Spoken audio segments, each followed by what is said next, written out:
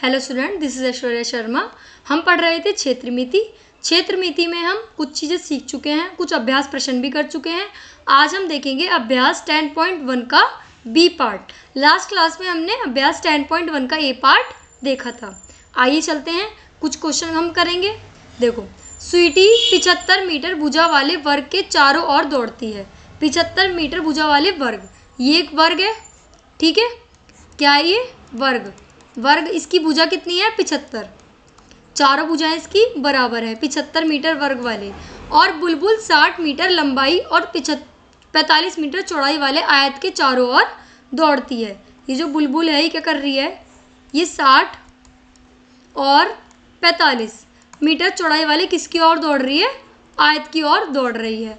तो बताना है कि कौन कम दूरी तय करता है। तो स्वीटी द्वारा तय की गई दूरी कितनी आएगी? वर्गाकार पार्क का परिमाप क्या होता है? 4 गुणा भुजा।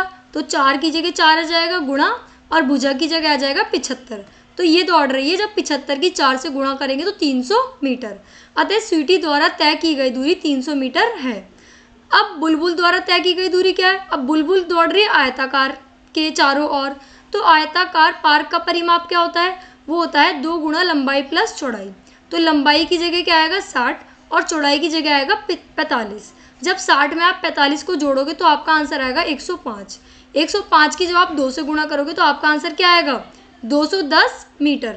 अतः बुलबुल द्वारा तय की गई दूरी कितनी हो गई? 210। अब देखो, ये स्वीटी है और ये बुलबुल। स्वीटी ने कितनी दूरी तय करी?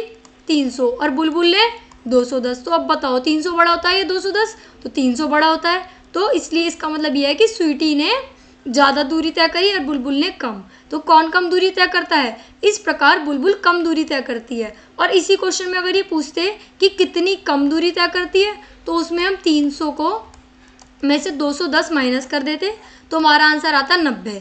यानी कि वो 90 मीटर की दूरी कम तय करती है। अब देखते हैं नेक्स्ट क्वेश्चन। एक त्रिभुज की 2 भुजाएं हैं। देखो, ये रहा एक त्रिभुज, ठीक है। तो इसमें एक भुजा है 12, एक भुजा है 14, और हमसे थर्ड वाली भुजा हमसे पूछी है। और इस त्रिभुज का परिमाप 36 सेंटीमीटर है। इसकी तीसरी भुजा की लंबाई क्या होगी? माना तीसरी भुजा x मान ली। अब त्रिभुज का परिमाप क्या होता है? अगर ये समबाहु होता तो इसका परिमाप हो जाता 3 गुणा भुजा। पर क्या ये समबाहु है? नहीं, क्योंकि आपको 2 भुजा देखकर ही पता चल गया, एक 12 की और एक 14 की। तो ये समबाहु हो ही नहीं सकता। तो इसलिए इसमें परिमाप में फॉर्मूला लगेगा भुजाओं का योग। क्या फॉर्मूला लगेगा? तीनों भुजाओं का योग। तो त्रिभुज का परिमाप हो जाएगा 36 सेंटीमीटर। एक भुजा 12, फिर दूसरी 14, फिर प्लस x। तो जब आप 12 में 14 प्लस करेंगे तो आपका आंसर क्या आएगा? 26 centimetre. 26 centimetre plus x equal to 36। अब देखो, ये 26 क्या है? प्लस में है ना। जब कोई चीज़ प्लस में होती है तो दूसरी तरफ जाके देखो, प्लस जो होता है वो दूसरी साइड जाके माइनस बन जाता है, माइनस दूसरी साइड जाके प्लस बन जाता है, और मल्टीप्लाई दूसरी साइड जाके डिवाइड बन जाता है, और डिवाइड जो होता है वो दूसरी साइड जाके क्या बन जाता है? मल्टीप्लाई, ठीक है। तो जब 36 में से आप 26 लेस करोगे तो आपका आंसर आएगा 10 सेंटीमीटर। क्या आएगा? 10 सेंटीमीटर। अतः त्रिभुज की तीसरी भुजा की लंबाई 10 सेंटीमीटर होगी। हम इसे रीचेक भी कर सकते हैं परिमाप के थ्रू। तीनों भुजाओं का परिमाप प्लस करो, 12, 14 और 10। तो करो इसका परिमाप प्लस। 4 और 2 कितने होते हैं? 6 होते हैं। 1, 2, 3, 36। 36 सेंटीमीटर क्या है परिमाप? देखो, क्वेश्चन में 36 ही था। हाँ, 36 था। तो इससे हम अपने क्वेश्चन को रीचेक भी कर पाए। अतः इसकी तीसरी भुजा की लंबाई हमने सही निकाली है, वो है 10 सेंटीमीटर। अब देखो, एक क्वेश्चन है एक समपंचभुज। समपंचभुज, तो पंचभुज मैंने आपको बनाना सिखाया था। यहाँ बनाते हैं पंचभुज। ये रहा, ये आ गया पंचभुज, ठीक है। अब इन्होंने बोला है कि इसका परिमाप दिया है ना, तो परिमाप इन्होंने इसका बोला है 100 सेंटीमीटर। तो देखो, इसमें कितनी भुजाएं हैं? 5। सम है ना, सम मतलब समान। 5 भुजाओं वाला है, तो हम इसकी फॉर्मूला हो जाएगा 5 गुणा भुजा। तो अब ये नहीं पता, तो समपंचभुज का परिमाप क्या हो जाएगा? 100 सेंटीमीटर। और देखो, 5 गुणा भुजा, तो 100 सेंटीमीटर है। अब मैंने आपको बताया था कि 5 किस में है? गुणा में है ना। तो गुणा वाली चीज़ इधर जाके भाग में पहुंच जाती है। तो 100 को जब 5 से भाग करेंगे तो हमारा आंसर आएगा 20 सेंटीमीटर। क्या आंसर आएगा 20 सेंटीमीटर। तो समपंचभुज की प्रत्येक भुजा की लंबाई 20 सेंटीमीटर है। अब फिर से मैं इसे रीचेक करके बताऊंगी कि रीचेक कैसे करेंगे। तो देखो 5 गुणा भुजा है ना, तो 5 के नीचे आप 5 लिखोगे, गुणा के नीचे गुणा, और भुजा के नीचे लिखोगे 20 सेंटीमीटर। अब 20 की 5 में गुणा करोगे तो 2 5 सा 10 और 1 0 ऐसी आ जाएगी 100 सेंटीमीटर। तो देखो क्या हमारा परिमाप 100 सेंटीमीटर ही था, तो 100 सेंटीमीटर ही था। तो इससे हम पता लगा पाते हैं कि हमने अपना क्वेश्चन सही करा है। तो प्रत्येक भुजा की लंबाई क्या होगी 20 सेंटीमीटर। इसका मतलब ये सारी भुजाएं कितने कितने सेंटीमीटर की हैं, 20-20 सेंटीमीटर की हैं। और आप इन सबको जोड़ोगे भी अगर, तो 20 प्लस 20 प्लस 20 प्लस 20 और प्लस 20, तो जोड़ो 20 और 20 40, 40 और 20 60, 60 और 20 कितने होते हैं 60 और 20 80, 80 और 20 100। तो 100 सेंटीमीटर हमारा ऐसे भी आ रहा है। तो हर तरीके से मैंने आपको प्रूफ करके समझाया कि हमारा आंसर सही है। अब 11वां क्वेश्चन हमारे पास है, एक धागे का टुकड़ा 30 सेंटीमीटर लंबाई का है। प्रत्येक भुजा की लंबाई क्या होगी यदि धागे से बनाया जाता है। ठीक है, अब क्या है, पहले हमें एक वर्ग बनाना है। क्या बनाना है, एक वर्ग बनाना है एक धागे से। फिर हमें क्या बनाना है, समबाहु त्रिभुज बनाना है। क्या बनाना है, समबाहु त्रिभुज। फिर हमें बनाना है एक षटभुज। षटभुज, देखो षटभुज बनाएंगे, ये षटभुज बनाएंगे हम, सम षटभुज। अब देखो धागे के टुकड़े की लंबाई, यानी कि धागे के टुकड़े की लंबाई जो होगी वही बनी गई आकृतियों का परिमाप होगा। क्यों, क्योंकि ये चारों तरफ इससे ही तो बन रहा है। तो जब ये इससे ही बन रहा है तो इसका मतलब ये परिमाप है हमारा। ये परिमाप हमें दे रखा है 30 सेंटीमीटर, तो हमें भुजा बतानी है। तो वर्ग का परिमाप क्या होता है, 4 गुणा भुजा। 4 गुणा भुजा मतलब 30 सेंटीमीटर के बराबर रखेंगे। 4 इधर आगे डिवाइड में हो जाएगा, तो 30 को 4 से भाग करेंगे तो 7.5 सेंटीमीटर। तो वर्ग की प्रत्येक भुजा की लंबाई 7.5 सेंटीमीटर है। अब देखो, अब हमें दिया है समबाहु त्रिभुज। समबाहु त्रिभुज का परिमाप है 30 सेंटीमीटर। तो 30 सेंटीमीटर समबाहु त्रिभुज का परिमाप का फॉर्मूला होता है 3 गुणा भुजा। क्या होता है, 3 गुणा भुजा। जब 3 गुणा भुजा होता है तो भुजा की जगह भुजा ही रखेंगे, और 3 गुणा में तो इधर जाके भाग में हो जाएगा। जब 30 को आप 3 से भाग दोगे तो आपका आंसर आएगा 10 सेंटीमीटर। तो अतः समबाहु त्रिभुज की प्रत्येक भुजा की लंबाई 10 सेंटीमीटर है, और वर्ग की प्रत्येक भुजा की लंबाई क्या आई थी 7.5 सेंटीमीटर।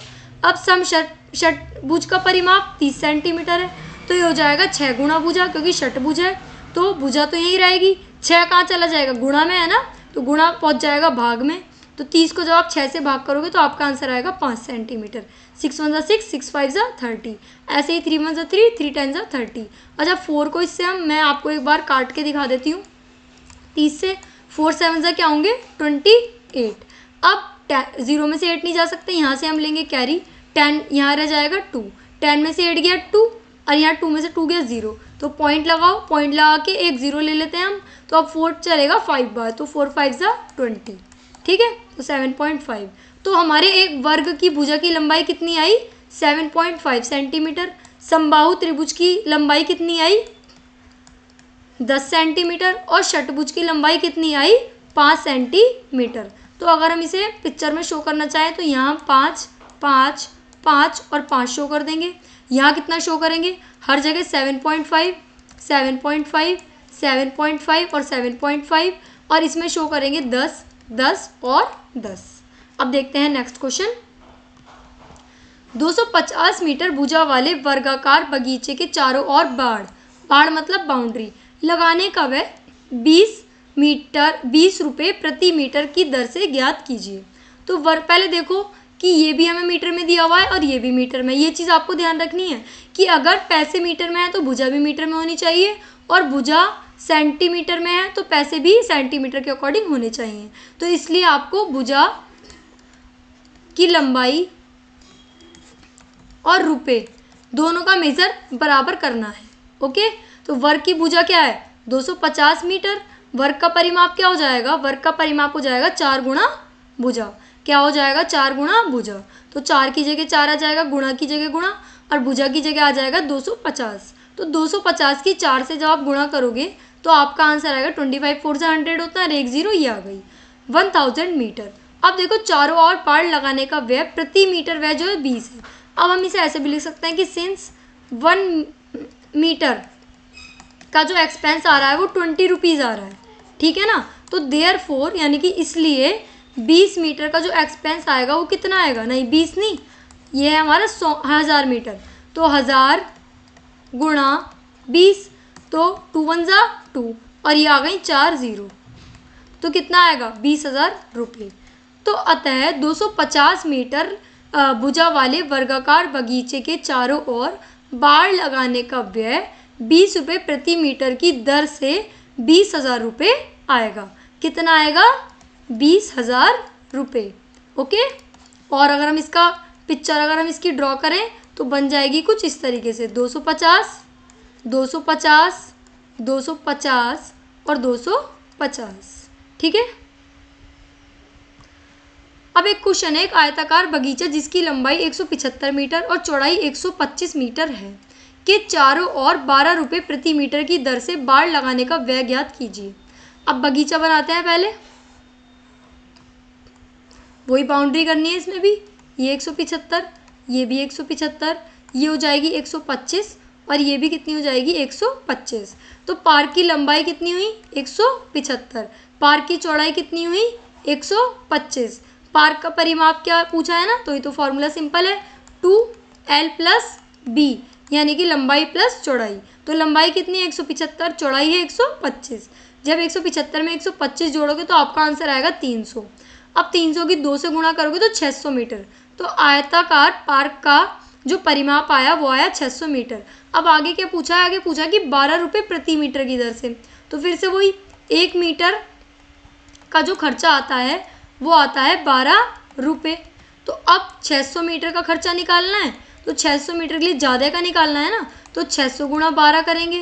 तो जब आप 600 की 12 से इंटू करोगे तो 12 की 0 में करेंगे 0, 12 की 0 में करेंगे 0 और 12 की 6 से मल्टीप्लाई करेंगे तो 72, तो 7200 यानी कि 7,200 रुपये प्रति मीटर बाड़ लगाने का व्यय 12 रुपये, चारों ओर बाड़ लगाने का कुल व्यय 12 गुणा 600 यानी कि 7,200 रुपये। तो हम कह सकते हैं कि आयताकार बगीचा जिसकी लंबाई 175 मीटर और चौड़ाई 125 मीटर है के चारों ओर 12 रुपये प्रति मीटर की दर से बाड़ लगाने का व्यय 7,200 रुपये या फिर 7200 रुपये आता है। अब 16 क्वेश्चन है, निम्न आकृतियों का परिमाप ज्ञात कीजिए और उत्तर से क्या निष्कर्ष निकालते हैं। देखो अब ये क्या है, तो वर्ग है, तो वर्ग का परिमाप साफ साफ हमें पता है 4 गुणा भुजा। तो 4 गुणा भुजा का मतलब क्या हुआ, 4 गुणा 25 यानी कि 100 आया।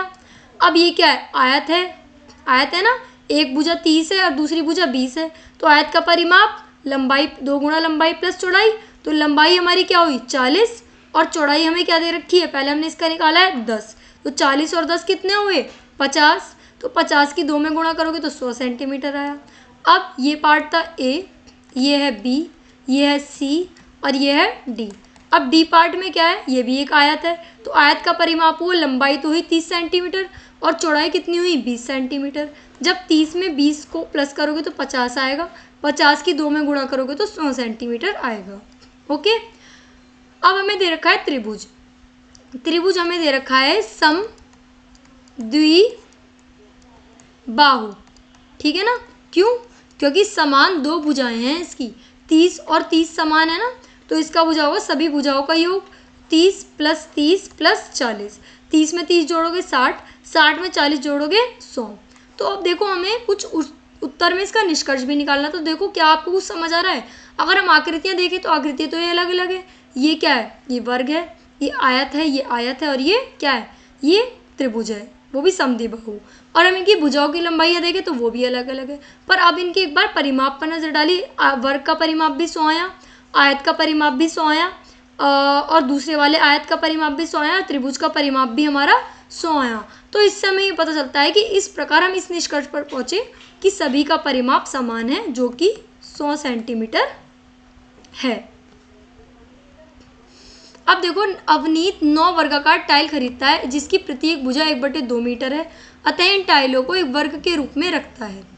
अब एक नए वर्ग का परिमाप क्या है, तो देखो प्रत्येक भुजा 1/2 है ना, तो वर्ग है, तो 4 की अगर मैं यहाँ पे 2 से गुणा कर दूँ, ठीक है, तो 2 से करेंगे नहीं, 1/2 2 से कर देंगे, तो 2 से 4 को काटेंगे तो क्या आएगा 2। और 9 वर्ग का टाइल ये खरीदता है और इन टाइलों को एक वर्ग के रूप में रखता है, तो नए वर्ग का परिमाप बताना है। पहले इन्होंने क्या बोला कि 9 वर्ग का टाइल जिसकी प्रत्येक भुजा ये है, तो वह इन टाइलों को एक वर्ग के रूप में रख रहा है, तो प्रत्येक की हमें क्या बतानी है, माप बतानी है।